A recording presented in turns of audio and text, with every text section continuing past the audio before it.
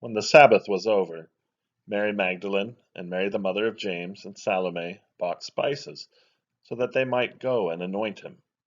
And very early on the first day of the week, when the sun had risen, they went to the tomb. They had been saying to one another, "Who will roll away the stone for us from the entrance to the tomb?" When they looked up, they saw that the stone, which was very large, had already been rolled back. As they entered the tomb, they saw a young man dressed in a white robe, sitting on the right side, and they were alarmed. But he said to them, "Do not be alarmed. You are looking for Jesus of Nazareth, who was crucified. He has been raised. He is not here. Look, there is the place they laid him. But go, tell his disciples and Peter that he is going ahead of you to Galilee. There you will see him, just as he told you."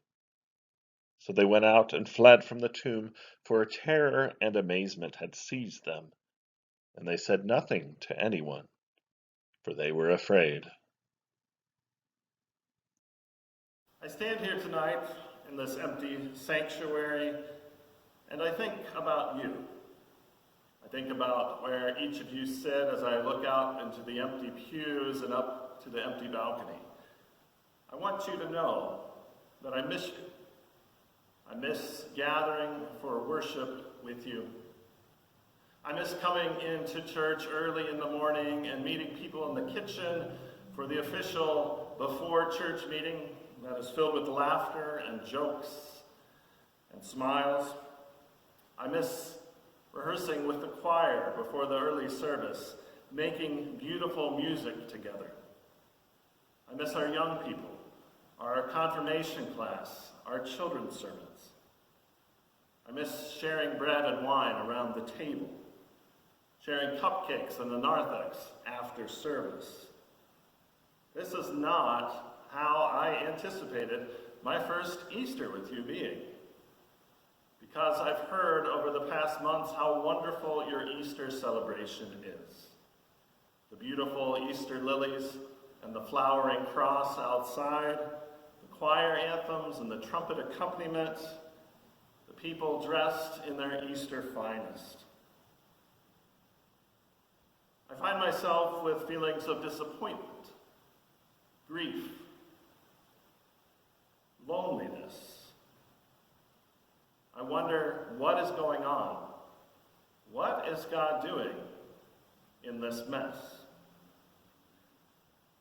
And that's why I chose to read the end of the Gospel of Mark as our Easter sermon text. The Sabbath was over.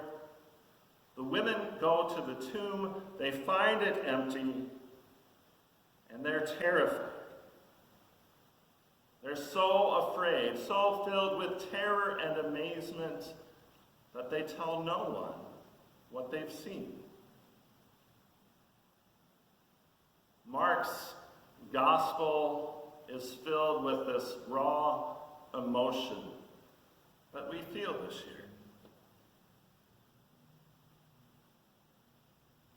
But the gospel is also filled with words of hope. The young man dressed in white, the angel sitting in the empty tomb, says, "Do not be afraid. You're looking for Jesus of Nazareth, and he's not here because he's risen. And he goes ahead of you." This year, even though we are not able to gather together to celebrate the resurrection, we do not need to be afraid. Because Jesus is not on the cross. Jesus is not in the tomb, but Jesus is with us, going ahead of us into the future. Now, I can't say what that future will look like. I can't say what will happen next week.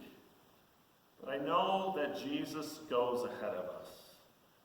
And that is reason to celebrate. So on this very unusual Easter, I say to you, Jesus is risen.